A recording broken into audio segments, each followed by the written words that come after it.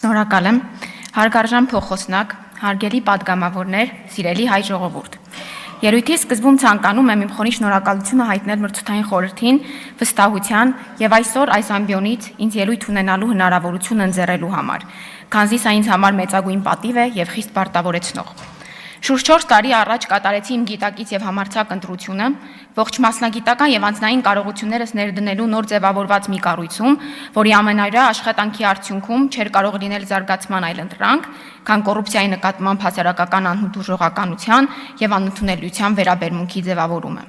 Բացառապես հիշյալ գաղափարի իրագործման նպատակով որոշում կայացրեցի ներգրավել իմ երկրում հակակոռուպցիոն քաղաքականության շրջանակներում զարգացման նոր ուղի բռնած մի ոլորտում, որտեղ մարտահրավերները շատ էին, իսկ աշխատանքի իրականացման համակարգ-խոչընդոտները բարդ հաղթահարելի։ Ինձ ընձեռվեց հնարավորություն մասնագիտորեն կանալու մի ոլորտում, որտեղ աշխատանքի իրականացման համար անհրաժեշտ էր հաստատապես ձևակերպված կամք եւ վճռականություն, կանխելու բարեվարկության չափանիշներին չհամապատասխանող անձանց մուտքը դատաիրավական համակարգ, այդպիսով նաև խթանելով դատաիրավական համակարգի նկատմամբ հասարակության վստահության բարձրացմանը։ Այսօր այս ամբիոնից կարող եմ հպարտորեն խոսել այն հաջողություններից, որոնք գրանցել ենք շուրջ 4 տարիների աշխատանքի արդյունքում, բոլորիս համար բոլորովին նոր կառուցակարգ հանդիսացող պետական պաշտոններում նշանակվել հավակնող անձանց բարեվարկության ուսումնասիրությունների գործընթացում։ Մասնավորապես, ունենալով բարեվարկության ուսումնասիրության գործընթացի ապահովման համար կայուն թիմակիցներ, իրավասու մարմիններին են ներկայացվել շուրջ 1500 անձի բարեվարկության վերաբերյալ եզրակացություն։ Եզրակացությունների տրամադրումը չի հանդիսացել օրենսդրական մակարդակում լոկ պարտավորություն, այլ հանդիսացել եւ հանդիսանում է կարևոր գործիք հանձնաժողովին տրված կանխարգելման մանդատի իրագործման շրջանակներում։ Բարեվարկության ուսումնասիրության ընթացքում հանձնաժողովի կողմից արձանագրված խնդիրների համատեքստում անձնային մակարդակում դրանց գիտակցումը եւ վարքագիծի շտկումը վառ օրինակ են հանդիսանում։ Ավելին, ինձ համար այս գործընթացում որպես կանխարգելիչ միջոց չկա ավելի մեծ ձեռքբերում, քան դեռևս ուսումնասիրության գործընթացում արձանագրված խնդիրների հաշվառմամբ կոնկրետ պաշտոններին հավակնություններից թեկնածուների կամավոր հրաժարումը։ Հասարակական հարաբերությունների զարգացմանը զուգահեռ բարեվարկության ուսումնասիրության կառուցակարգը պետք է ունենար իր տրամաբանական էվոլյուցիան։ Դրա իրավական ամրագրումը տեղ գտավ Հայաստանի Հանրապետության 2023-26 թվականների հակակոռուպցիոն ռազմավարության գործողությունների ծրագրում, որով նախատեսվեց ինչպես բարեվարկության ուսումնասիրության գործիքակազմի, այնպես էլ ուսումնասիրության ենթակա պաշտոնների ցանկի ընդլայնումը։ 24 թվականի երկրորդ եռամսյակում օրենսդրորեն ամրագրվեց պաշտոններում նշանակման դեպքում թեկնածուների բարեվարկության ուսումնասիրություն անցնելու պարտադիր պահանջից զատ, հանձնաժողովին վերապահել նաև բարեվարկության վերաբերյալ ընթացիկ ուսումնասիրության լիազորությունը, որը պետք է հանդիսանար դատաիրավական համակարգի ինքնակամաքրման գործուն միջոց։ Նշվածի մեկնարկը թերևս տրվեց 24 թվականի հոկտեմբեր ամսից, առաջնահերթությունը տալով ԵՄ բյուջետային աջակցության ֆինանսավորման համաձայնագրի շրջանակում ամրագրված պարտավորություններին, ապահովելով քննչական կոմիտեի ինքնավար պաշտոն զբաղեցնող անձանց բարեվարկության վերաբերյալ ընթացիկ ուսումնասիրության գործընթացը, իսկ պարտավորությունների ամբողջական կատարումը ամրագրվեց 24 թվականի տարեվերջին։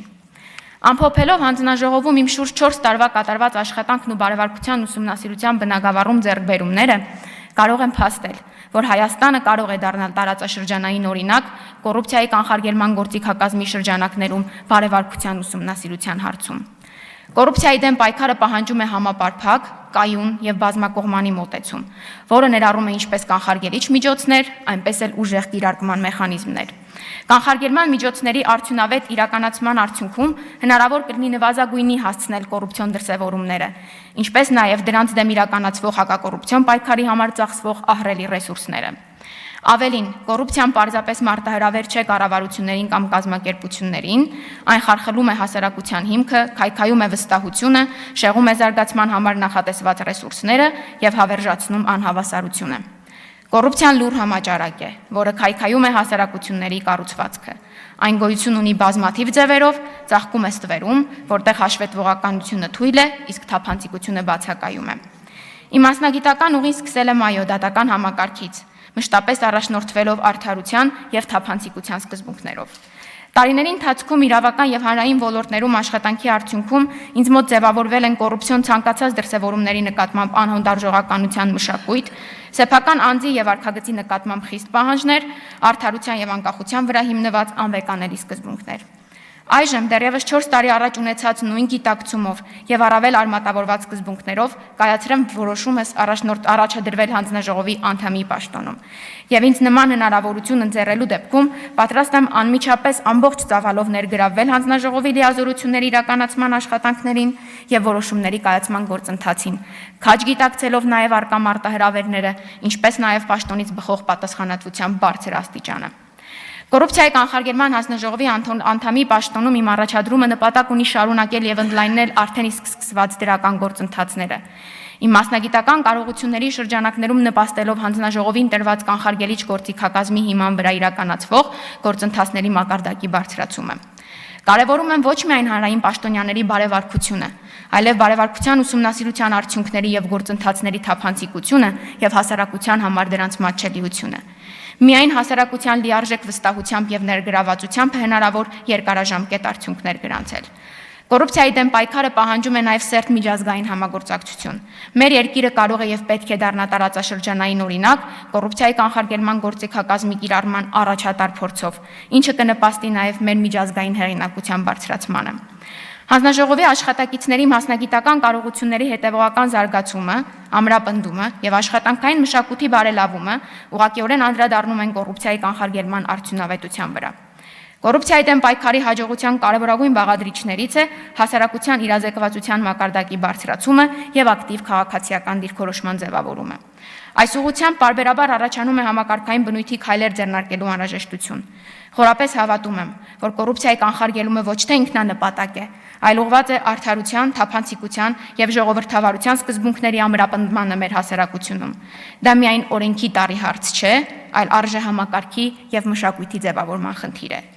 Եվ այսպես, եթե արժանանամ ձեր վստահությանը եւ ընտրվեմ կոռուպցիայի կանխարգելման հանձնաժողովի անդամի պաշտոնում, խոստանում եմ առաջնորդվել բացառապես հանրային շահով եւ անշեղորեն կերտել այն Հայաստանը, որտեղ բարևարքությունը եւ կոռուպցիայի բացառումը հասարակության կենսակերպ պետք է դառնան։ Շնորհակալություն ուշադրության համար։ Շնորհակալություն հարցերի համար հերթագրում